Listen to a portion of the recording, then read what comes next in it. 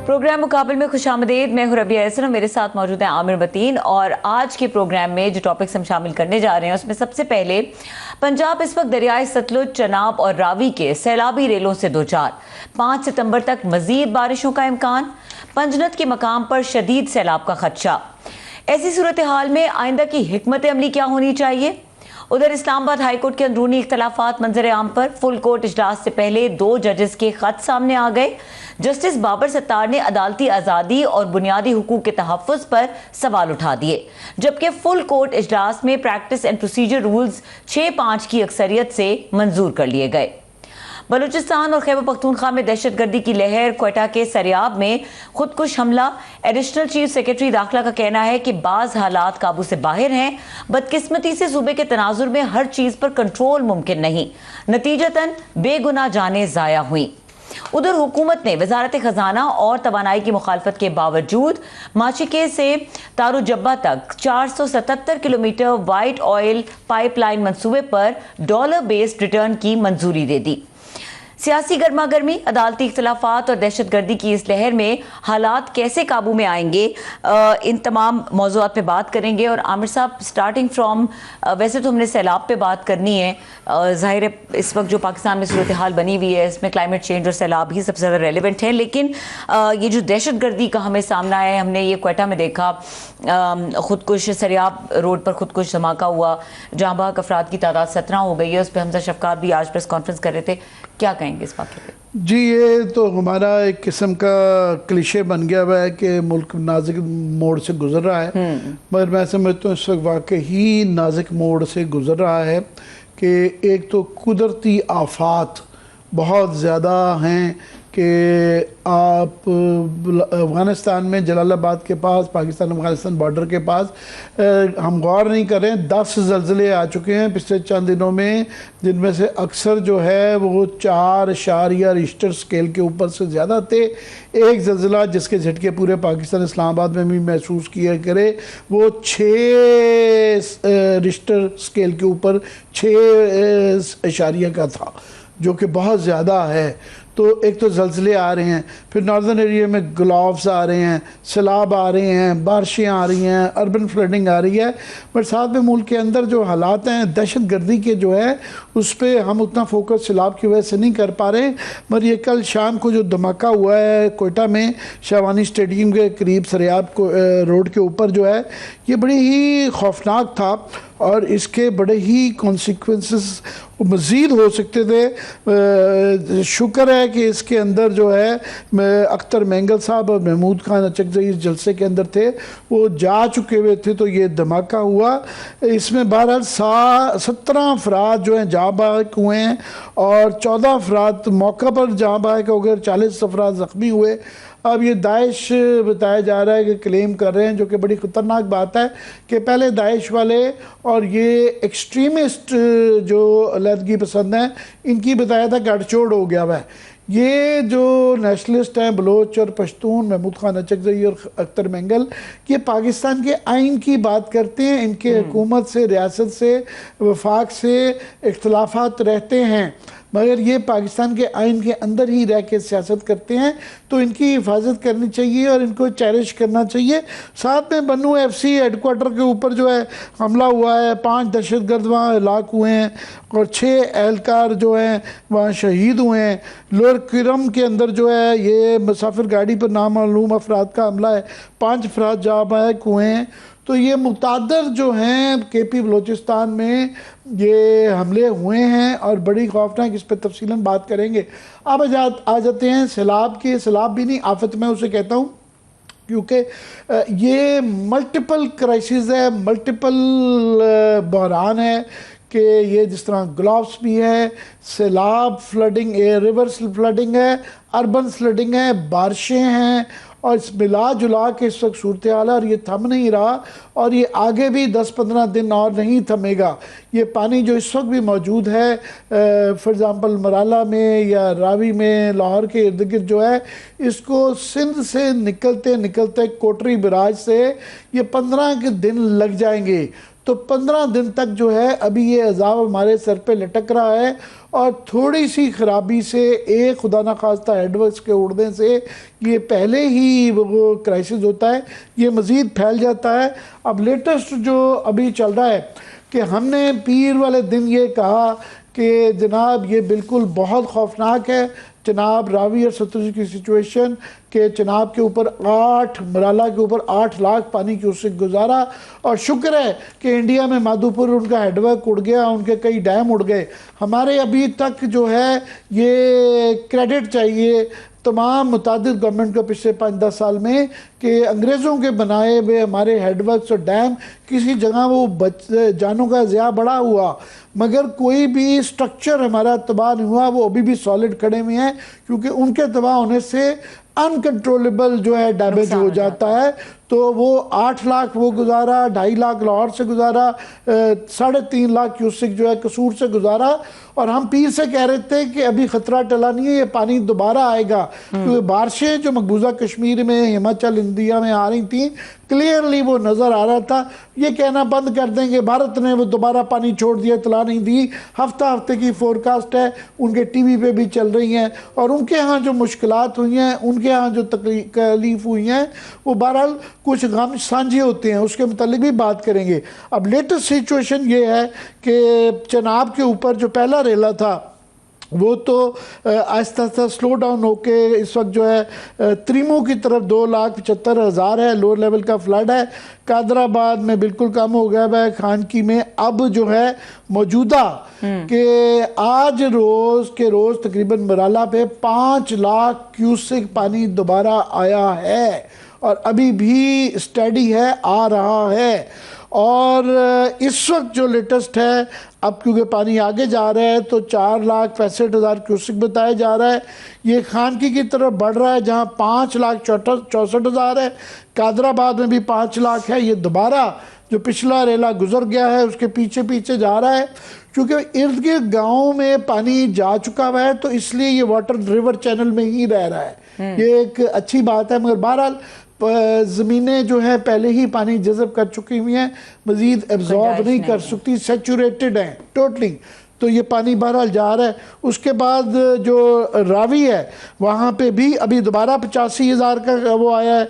और सतलुज के अंदर जो है कल बताया जा रहा था, कल कोई रिसीव्ड नहीं हो रही थी, तो पता चला कि वहाँ गेज ही गायब हो गई है। तो आज गेज दस्तयाब हुई है, तो पता चला गंडा सिंह वाला कसूर में दोबारा 3,19,295 क्यूसेक जो है पानी आया है। और ये जो भी नया स्पेल जो है मानसून का, ये 24 से 48 घंटे तक रहेगा। और इसके साथ जो है बारिशें, तो जब एडअप करेगा तो फिर क्या सिचुएशन डेवलप होगी?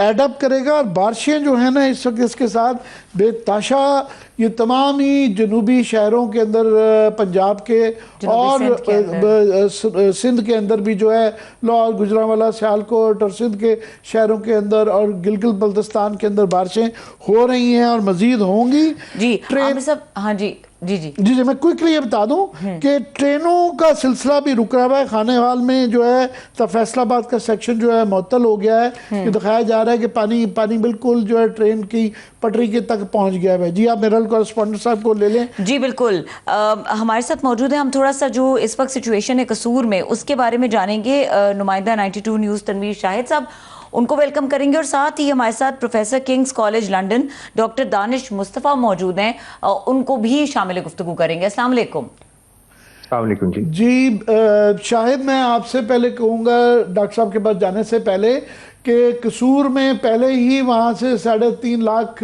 गंडावाला सिंह से पानी गुजरा, और अब जो दोबारा ये दूसरा जो रेला आया है, कल तो गेज ही उड़ गई, पता नहीं चल रहा था, बचाया 3.5 लाख क्यूसेक पानी दोबारा आया है। क्या सूरत हाल है कसूर की और इर्द गिर्द के अजला की? जी बिल्कुल, एक बात यहाँ ये है कि कसूर से 3,87,000 जुम्मे को गुजरा है, वो 3.5 लाख से अबव हो चुका था। अब जो है जो हेड फ्रोज वाला है वो भारत में है, वो सैमी वाला के पास से हम गेज का जब अंदाजा लगा सकते हैं। इरिगेशन डिपार्टमेंट ने फिकर पोस्ट के करीब जो है वो एक गेज पुराने जमाने की लगाई हुई थी।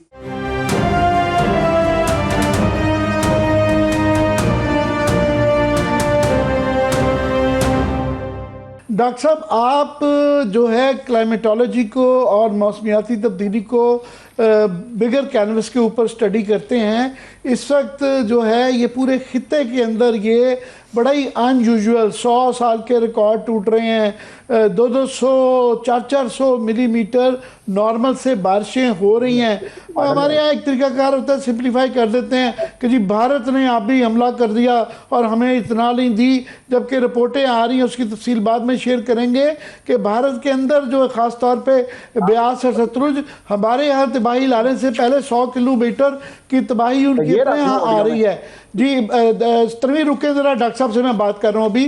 तो डॉक्टर साहब ये ज़रा हमें एक्सप्लेन करें ये फिनोमेनन क्या है और ये आइंदा आने के लिए what are the lessons to be learn now and what are the things we need to do in future. बड़ी मेहरबानी साहब मुझे बुलाने का। बात ये है कि क्लाइमेट चेंज का एक आपके साथ वादा है। वो वादा ये है कि आपकी जितने भी पुराने ज़माने की औसतें थी वो आगे चल के नहीं चलेंगी। ठीक है जी। दूसरी बात ये जहन में रखने वाली है, हम ज़रा भूल जल्दी जाते हैं, 1988 में भी यही हुआ था। अगर आप में से चंदे को याद होगा कि बहुत ज़्यादा तबाही हुई थी और इसी स्केल का फ्लड आया था। दूसरी बात यह है जी कि ये जो आबी हमले वाली बात है ये फजूल बात है, क्योंकि बात यह कि 150-200 किलोमीटर जो है उनके जो डैम है सतलुज के ऊपर, ब्यास के ऊपर, रावी के ऊपर, वहाँ से लेके आपके पाकिस्तान की सरहद तक 150-200 किलोमीटर का फासला है, बल्कि उससे भी ज़्यादा बाज़ जगहों पे। तो उनके तो सैकड़ों देहात ज़ेरे आब आ गए हैं, बहुत ज़्यादा तबाही हुई है, बल्कि शायद देखा जाए तो हमसे ज़रा थोड़ी सी ज़्यादा ही तबाही हुई है, क्योंकि जहाँ से सैलाब का रेला शुरू होता है वो भारत में शुरू होता है, तो सबसे ज़्यादा तकलीफ तो उन्हीं को होगी वहाँ पे। तो वो बात जहन में रखने वाली, ये आबी हमले वाली बात ज़रा बहुत कमज़ोर बात है। दूसरी बात यह है कि इस सिलसिले में आपको पिछले 150-200 साल से हमने ये फैसला किया, अंग्रेज़ ने हमको ये सिखाया कि आपने फ्लड फाइटिंग करनी है, फ्लड से लड़ाई करनी है। और पिछले 200 साल से जब से आपने फ्लड से लड़ाई शुरू की है, आप जब भी लड़ाई करते हैं आप हार जाते हैं, लेकिन हम बाज नहीं आते, हम फिर भी लड़ाई करते हैं उसके साथ। तीसरी बात यह है कि हमारी कहते हैं लड़ाई करते हैं फ्लड के साथ, इससे क्या मुराद है? फ्लड फाइटिंग है ना जी, कि आप फ्लड को कंट्रोल करने की कोशिश करते हैं, आप फ्लड के सामने दीवारें खड़ी करने की कोशिश करते हैं, आप फ्लड के साथ लेवीज खड़ी करने की कोशिश करते हैं, आप रुदा जैसी स्कीमें बनाते हैं कि जी हम रावी के साथ अपना शहर बना देंगे, हाउसिंग सोसाइटी बना देंगे, हम बंद रोड से आगे आके जनाब वहाँ पे आबादियाँ शुरू कर देंगे, प्लॉट बेचेंगे, टाउन भी बनाएंगे और भी बहुत सारी चीज़ें बनाएंगे।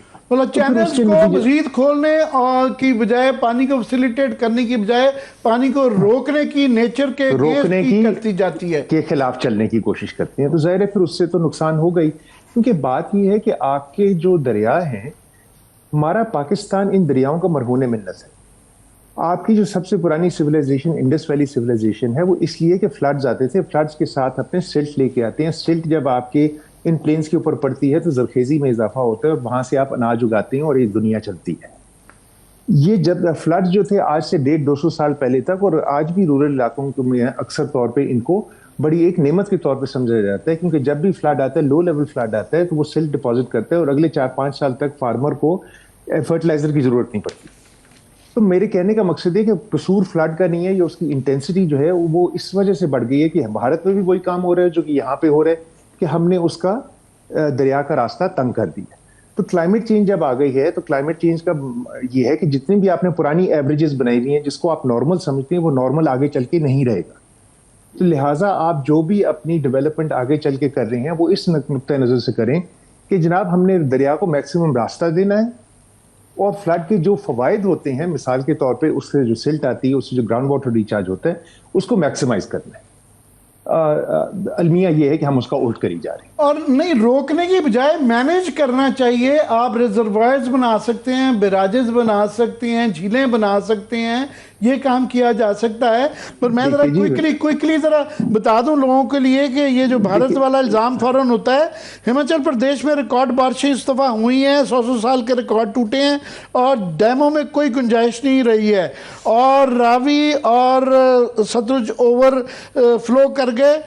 इंडिया में ये शिकायत लगाई जा रही है क्योंकि वहाँ पे बिजली जो है बनाना वो फेडरल गवर्नमेंट होता है, इरिगेशन जो है सूबाई होती है।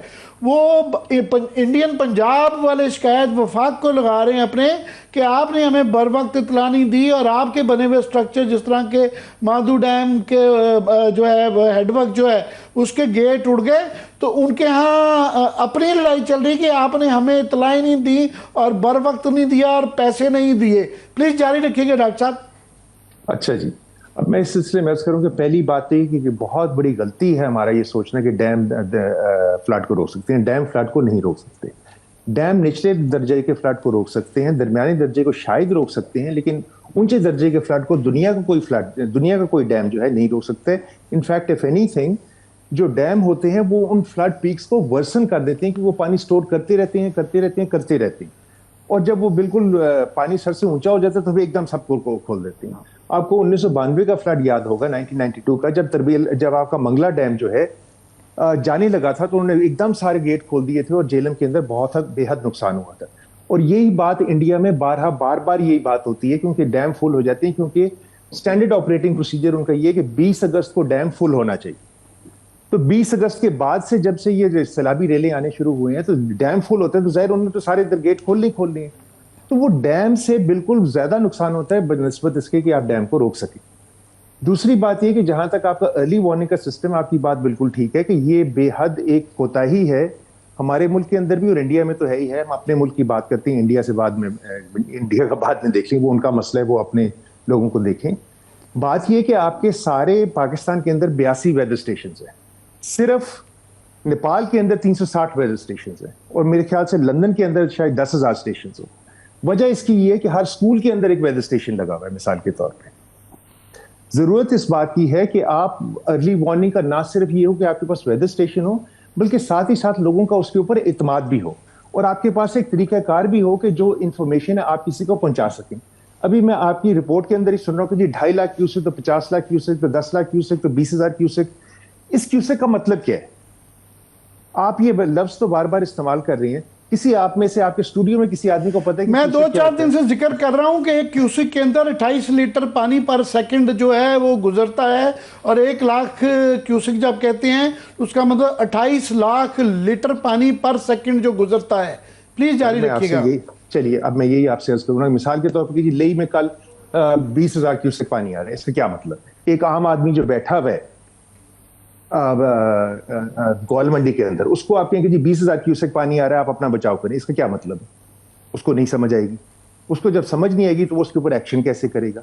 देखिए, अपने लोगों को समझें, अपनी जबान को समझें, अपने हालात को समझें, और जब आप वार्निंग दे रही हैं पहले तो आपके पास एक मैकेनिज्म होना चाहिए कि हर एक के पास वो मैसेज पहुंच सके। अब देही सिंध के अंदर या देही पंजाब के अंदर खवातीन जो है वो पंजाबी बोलती हैं, वो उर्दू नहीं बोलती, उनको क्यूसेक का नहीं पता। आपने उनको अंग्रेजी पढ़ानी है कि आपने उनको अपनी जान बचाने का तरीका बताना। जरूरत इस बात की है कि आपका वार्निंग सिस्टम एक आपके पास इंस्ट्रूमेंट्स हो ताकि आप उसको मेजर कर सकें एक्यूरेटली। ठीक है, अर्ली वार्निंग सिस्टम वो टर्मिनोलॉजी पे काम करने की जरूरत है और ये इंश्योर किया जाए कि जो मैसेज है वो पहुंच भी रहा है जिन तक पहुंचना चाहिए। हमारे साथ तनवीर शाहिद नुमाइंदे हमारे मौजूद हैं। डॉक्टर साहब, अगर आप इजाजत दें तो उनसे जरा जो हालिया इस वक्त कंडीशन है, क्योंकि वो कसूर में मौजूद हैं, वो जान लेते हैं। जी तनवीर, आप साथ मौजूद हैं? जी मैं मौजूद हूँ। ये प्लीज वहां के हालात बताइएगा क्विकली।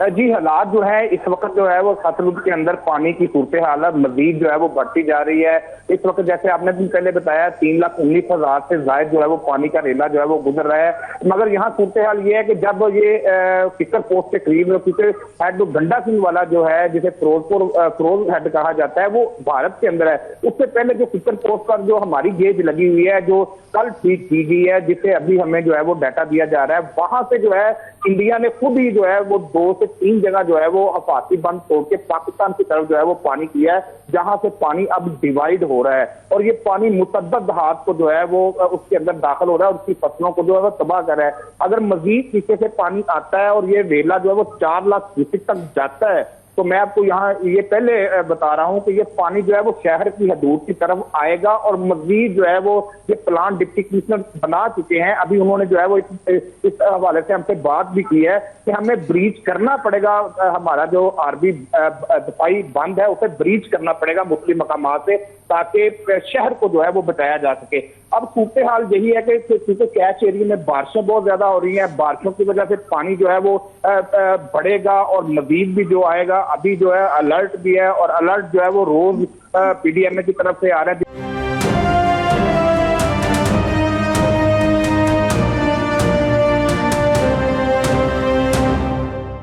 ये नाज़रीन को समझाने के लिए, क्योंकि बड़े शहर बचाए जाते हैं और बांध तोड़े जाते हैं। लाहौर के अंदर पहले ही तबाही आ चुकी हुई, बांध तोड़े बगैर ही जो है इतना तबाही आई।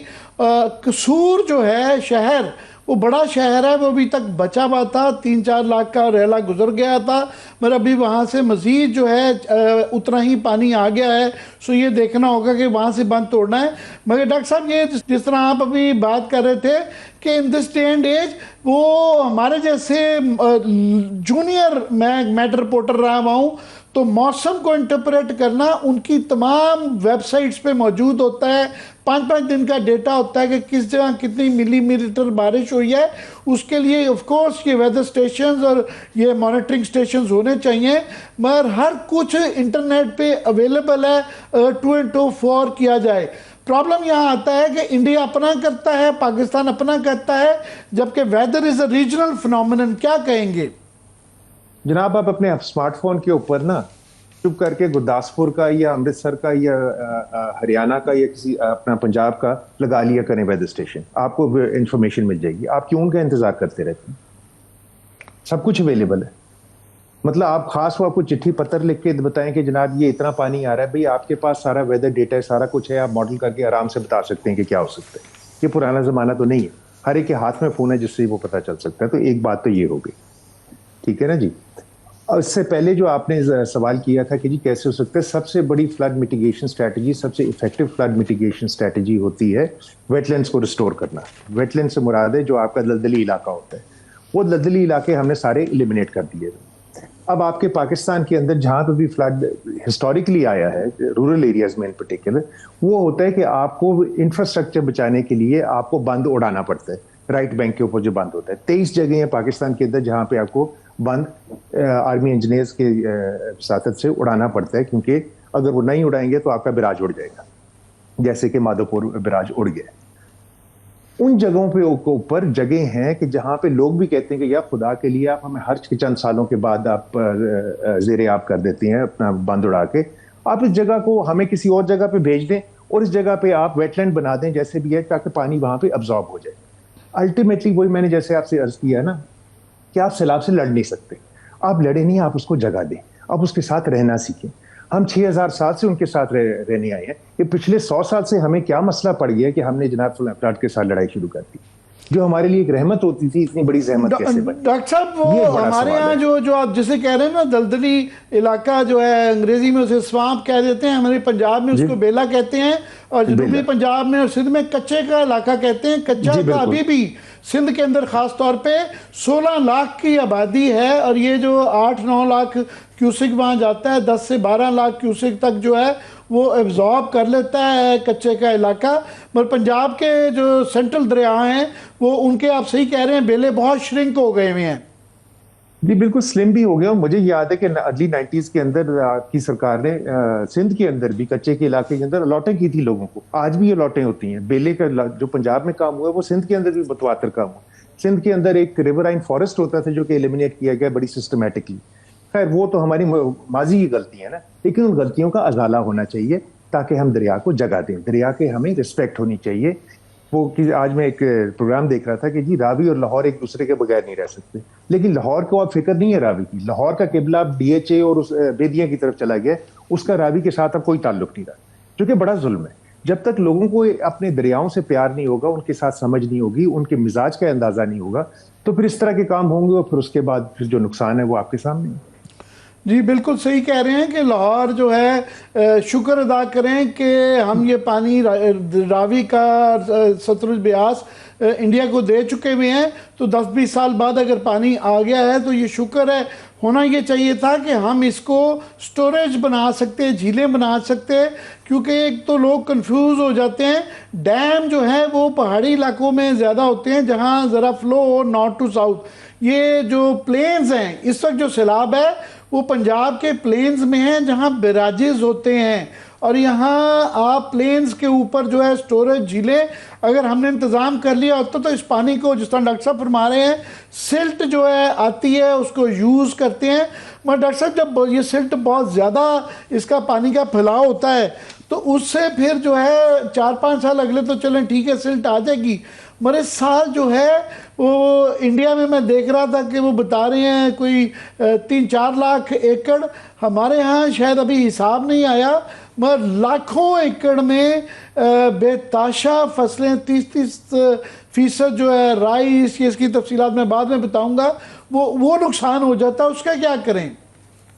ये जनाब बात ये है कि फसलों के नुकसान का जहाँ तक ताल्लुक है उसके बहुत से मैकेनिज्म्स हैं। आप क्रॉप इंश्योरेंस कर सकते हैं, बहुत सारे तरीके हैं, लोगों को कंपनसेट कर सकते हैं। जो फ़वाइद है ना फ्लड के, मैंने रूरल एरियाज के अंदर काम किया, सेंट्रल पंजाब में किया, नॉर्दर्न पंजाब में किया, सिंध में मैंने काम किया। किसी फार्मर ने कभी ये नहीं कहा कि जी हाय हाय जी फ्लड से हमारा बड़ा, वो कहते हैं कि जी ठीक है हमें वक्ती तौर पे हमारा नुकसान हो जाता है, वो बात बिल्कुल सही है, लेकिन अगले 4-5 साल जो हमारी फसलें होती हैं उस नुकसान से दुगना तिगना हमारा उसके अंदर फायदा हो जाता है। तो ये बात तो समझने की, क्योंकि देखिए ना अब 6000 साल से हम लोग यहाँ पे बैठे, 6000 आज से 100 साल पहले फर्टिलाइजर तो नहीं होता था ना, लोग इसी तरह ये सैलाबी रेलों के अपना मैकेनिज्म के ऊपर चलते थे और उसी से फायदा उठाते थे। मेरे कहने का मकसद ये है कि क्लाइमेट चेंज के हवाले से हमने मौसमियाती तब्दीली को मद्देनजर रखते हुए जो हमें एक दरियाओं को मैनेज करना चाहिए। और आप सही कह रहे हैं, 6000 साल की जब बात करते हैं तो अगर दरिया जब मैनेज नहीं होते तो मोहनजोदाड़ो और हड़प्पा जो है वो तबाह भी हो गए, और अभी जो हड़प्पा साहिवाल में है दरिया जो सतलुज है वो भी मशरकी किनारे पे 100 किलोमीटर दूर चला गया, और मगरबी किनारे पे जो रावी है वो भी वहाँ से 50 और 100 के दरमियान में है। तो मैनेज नहीं करते तो फिर शहर और सिविलाइजेशन, लेकिन आप मैनेज कर नहीं सकते, आप मैनेज कर नहीं सकते, कुदरत का निज़ाम है, खुदा के लिए इसकी रिस्पेक्ट कीजिए। मैनेज किया जाता है एक कमज़ोर चीज़ को, ये कमज़ोर चीज़ नहीं है, ये रहमत नहीं है, ये रहमत है। डॉक्टर साहब आपको हम आइंदा भी तंग करते रहेंगे, मेरा लिए वक्फा लेना चाह रही हैं। बहुत शुक्रिया। तनवीर शाहिद हमें रिपोर्ट कर रहे थे कसूर से, और डॉक्टर दानिश मुस्तफ़ा आपने हमारे लिए वक्त निकाला। यहाँ पे वक्त हुआ है ब्रेक का। ब्रेक के बाद मुल्तान से और शोरकोट से जानने की कोशिश करेंगे कि वहाँ पे इस वक्त सैलाब की क्या सूरत हाल है, और मजीद भी कुछ टॉपिक्स हैं जो डिस्कस करने। इस ब्रेक के बाद हमारे साथ रहिए।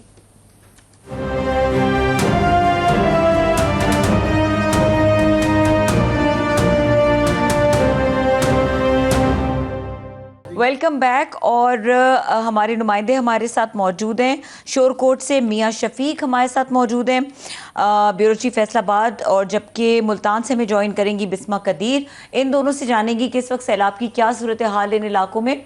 जी आमिर साहब। मियाँ शफीक साहब, हम आपसे पहले शुरू करते हैं कि पहले ही जो जंग शोरकोट चन्योट के इर्द गिर्द के देहात में कोई बताया जाता है तकरीबन 3200 पंजाब के अंदर देहात हैं जहाँ पानी आया हुआ है। अब जो है चनाब में बताया जा रहा है 5 लाख क्यूसिक का रेला एक और आ रहा है। तो क्या सूरत हाल है पहले की, और नए रेले के साथ कैसे नबरज़मा होंगे? आमिर साहब, पिछले 2 दिन से तो सूरत हाल कुछ बेहतर होती जब दिखाई दे रही थी। इंतज़ामिया भी और मुतलका जो दूसरे अदारे हैं वो भी काफ़ी हद तक मुतमिन होकर आराम से बैठना शुरू हो गए थे, लेकिन आज की जो मालूमात हैं उसके बाद हलचल दोबारा से मची है। चूँकि इस वक्त जो त्रीमू हेड से अखराज है पानी का वो तकरीबन 2,37,000 क्यूसेक का है, और उससे पीछे अगर चन्योट की बात करते हैं तो वहाँ पर सिर्फ 90,000 था।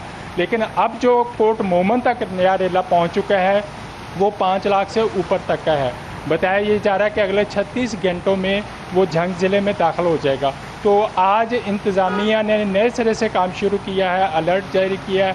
दरिया के अतराफ़ में जो लोग बैठे हुए थे, नकल मकानी करके बाहर आए हुए थे, उन्होंने चूँकि पिछले 2 दिन से वापसी का अमल शुरू कर दिया हुआ था, आज फिर से उनको निकालना शुरू किया हुआ है। 350 के करीब देहात हैं ज़िला झंग के जो कि मुतासर हुए थे और 3-4 जगहों से बंद तोड़ा भी गया था। और फिर आपको पता है कि जैसे हर बंदा अपने मुफाद को मद्देनज़र रखता है, उसी के तहत इसको मतलब पानी से बचने के, नुकसान से बचने के लिए सियासी तौर पे भी चपलश का सिलसिला जारी रहा। एक ग्रुप, एक जमात कहती थी कि हमारे साइड को बचाने के लिए इधर से बंद ना तोड़ा जाए, दूसरी साइड वाले अपने इलाके को बचाना चाहते थे। ये जो लड़ाई थी, इसके नतीजे में काफ़ी तख़ीर भी हुई। आखिरी टाइम पे आके बिलाखिर मुस्लिम हुकूमती जमात के जो लोग हैं वो अपना फ़ैसला मनवाने में कामयाब हुए और दरबार सुल्तान बाहू की साइड से बंद को तोड़ा गया, जिसके नतीजे में पानी गढ़ महाराजा और अहमदपुर सियाल ये सारे इलाकों को अपनी लपेट में ले लिया। अगरचे इसके नतीजे में झंग शहर, शोरकोट शहर वो तो बच गए, मगर जो नुकसान दूसरे इलाकों का हुआ, इस फैसले के पीछे जो सियासी महरकात है उसकी वजह से ज़्यादा हुआ। मियां साहब हमेशा ये मियां साहब सुनते हैं कि ये ऑफ कोर्स बड़े शहर बचाए जाते हैं, उसके लिए बंद तोड़े जाते हैं, मगर कहाँ से तोड़ना है, किस तरह तोड़ना है, इसके पीछे सियासी महरकात आ जाते हैं। जंग में और शोरकोट में क्या सियासी महरकात थे? देखें, शोरकोट का जो मैं बात करूं वो तो थी कि एक तरफ था मुस्लिम लीग नून के जो फैसल जपवाना है साबिक MNA, और उनके साथ ही जो दूसरे हैं आसिम माविया हैं। फिर इसी तरह इनके मुकाबले में दूसरी साइड से अगर बात करें तो दरबार सुल्तान बाहू के जो मुंतज़मीन हैं वो ज़ाहिर सियासी एक्टिविटी में भी शामिल होते हैं। कह लें कि बदकिस्मती से उनका अपोजिशन जमात के साथ ताल्लुक़ है इस वक्त, तो ज़ाहिर इंतज़ामिया का जो होता है वो तो उन्होंने तो हुकूमती जमात को देखना होता है ना। तो इसीलिए जो दरबार सुल्तान बाहू वाला पुल है ना, उससे के लेफ़्ट साइड वाली जो बंद है वो तोड़ा गया है। उसके लिए बहुत कोशिश की गई। सुल्तान बाहू दरबार इंतज़ामिया का मौक़िफ़ था और किसी हद तक उनकी बात में वज़न भी था। वो कह रहे थे कि अगर उस साइड से बंद को तोड़ते हैं तो ज़्यादा नुकसान होगा। ज़रिए रकबा तो चलो ज़रिए अब आएगा, आबादियाँ चूँकि दरबार के अतराफ़ में रहायशी इलाके बहुत ज़्यादा हैं, आबादी काफ़ी ज़्यादा है। फिर आगे गढ़ महाराजा का बड़ा इलाका है, वो भी डूब सकता है। तो उनकी ज़्यादातर कोशिश थी। बिस्मा, आपकी तरफ आते हैं। एक तो मुल्तान को बचाने के लिए जो बंद तोड़ने का सिलसिला है वो क्या है, और जो पहले ही चनाब एक तरफ है आपका पानी और दूसरी तरफ आगे जाके मुल्तान से पांजना था जहाँ 5 दरियाओं का पानी मिलता है, तो पहले ही जो पानी रेले हैं उनकी क्या सूरत हाल है, और नया रेला कोई मेरा ख्याल आपके पास पहुंचते पहुंचते मुल्तान के करीब ये कोई 48 घंटे लग जाएंगे, वहाँ क्या सूरत हाल है इस वक्त? अच्छा, ऐसा है कि इस वक्त दरियाए चनाब पर ख़तरनाक रेला आया हुआ है। हेड मोहम्मद वाला की हम बात करें तो गुज़िश्ता 2 दिनों में इतना ज़्यादा वहाँ पानी नहीं था, लेकिन आज वहाँ पर काफ़ी पानी देखने में आया है। ज़मीनी दरियाई कटाव भी हो रहा है, पानी काफ़ी मिकदार में वहाँ मौजूद है। और अगर पानी की बात करें तो उसकी सतह बुलंद होती जा रही है। इस वक्त अगर बात की जाए तो पानी 5 लाख और 13,000 क्यूसिक तक पहुँचने के इम्कान है। इस वक्त पानी जो है वो 4,13,000 क्यूसिक पर मौजूद है, और कहा यह जा रहा है कि सुबह तक जो है वो 4 लाख और 15 तक भी पहुँच जाएगा। लेकिन सबसे खतरनाक सूरत हाल तब होगी जब ये 4 लाख और 15 पर पहुंच जाएगा। 4,15,000 क्यूसिक पर अगर ये पानी पहुंचता है तो फिर जो है वो अकबर बंद जो कि हेड मोहम्मद वाला पे है, अकबर बंद आखिरी बंद है। और कहा यह जा रहा है कि अगर तो 4 लाख और 15,000 क्यूसिक पर पानी आता है तो अकबर बंद को फौरन तोड़ना पड़ेगा, क्योंकि अकबर बंद आखिरी बंद है। उसके बाद आगे शहरी इलाका शुरू हो जाता है। अगर उसको नहीं तोड़ते पानी ज़्यादा मिकदार में, क्योंकि प्रिडिक्शंस ये भी दी जा रही हैं कि अभी एक और सैलाबी रेला रावी से रवाना हुआ है जो चनाब में आएगा, और वो भी 5 लाख क्यूसिक बताया जा रहा है। तो इस वक्त वैसे मुकम्मल तैयारी कर ली गई है इंतज़ामिया की जानिब से। ट्रैफिक कल से बंद है वहाँ पर, बारूद उन्होंने नस्ब कर दिए हैं। अब देखना यह है कि अगर तो पानी की सतह 4.15 तक रहती है या 4.13 तक रहती है तो फिर तो बंद को तोड़ने की जरूरत नहीं आएगी। बहुत बहुत शुक्रिया, आप दोनों ने बड़ी अच्छी वहाँ से दी। ये इन्फॉर्मेशन एक्चुअली जो है हर कोई पीस मील बेसिस के ऊपर कोई डीसी से ले रहा होता है, कोई सूबाई उससे ले रहा होता है, और ये मुतजाद हैं। ये बड़ी बदकिस्मती, अनफॉर्चुनेट है ये कि NDMA के, PDMA के, पाकिस्तान मरकज़ी मौसमियाती इदारों के, सूबाई मौसमियाती इदारों के, और फिर जो डिप्टी कमिश्नर हज़रात के पास होते हैं, बहुत ही मुतज़ाद फिगर होते हैं। उससे प्लानिंग करने में बड़ी एक प्रॉब्लम होती है जब ये नहीं पता कि कितना पानी है और कितने वक्त में पहुंचेगा। जिस तरह ये अभी इन्होंने एक्सप्लेन किया बिस्मा ने भी और मियां शफीक साहब ने भी कि ये जो मौजूदा मराला वाला रेला है, ये 48 घंटे बाद प्लेन्स के अंदर पानी आहिस्ता मूव करता है। जो ऊपर से पहाड़ों में जब आता है वो बड़ा फास्ट होता है। फिर जिस तरह जम्मू से तवी का पानी जो है 4 घंटे में सियालकोट पहुंचता है, मगर सियालकोट से आगे फिर प्लेन्स आ जाता है, पानी स्लो होता है, और इस पानी ने कोई 2 दिन लग जाते हैं पंजनाथ से गुद्दू तक पहुंचने में। So next question of course Sindh का होगा कि सिंध के अंदर जो है ये कैपेसिटी क्योंकि गुद्दू की 12 लाख है, और वो मुख्तलिफ हिस्ट्री जो रही हुई है 14 लाख के भी फ्लड करते रहते हैं। मगर कच्चे का इलाका, अभी डॉक्टर साहब जो लंदन से एक्सप्लेन कर रहे थे, बिल्कुल सिल्ट एक अच्छी चीज़ है। वो आए तो अगले 4-5 साल में ज़मीनें जो हैं वो दोबारा एनर्जाइज्ड हो जाती हैं और वाटर लेवल ऊपर आ जाते हैं। मगर कच्चे के इलाके में जिस तरह सिंध के अंदर 14-16 लाख की आबादी है, सो वो मैं तो समझता हूँ ये एक जो है ज़रा हट के टॉपिक है, मगर कच्चे के इलाके में डाकुओं का बड़ा मसला रहता है। तो इस वक्त इंतज़ामिया ये मौका होता है कि सैलाब से जो है ना उन पर नज़र रखें, तो ये आम आदमी को तो फैसिलिटेट करें, मगर ये डाकू पकड़ने का एक नादिर मौका हो सकता है क्विकली।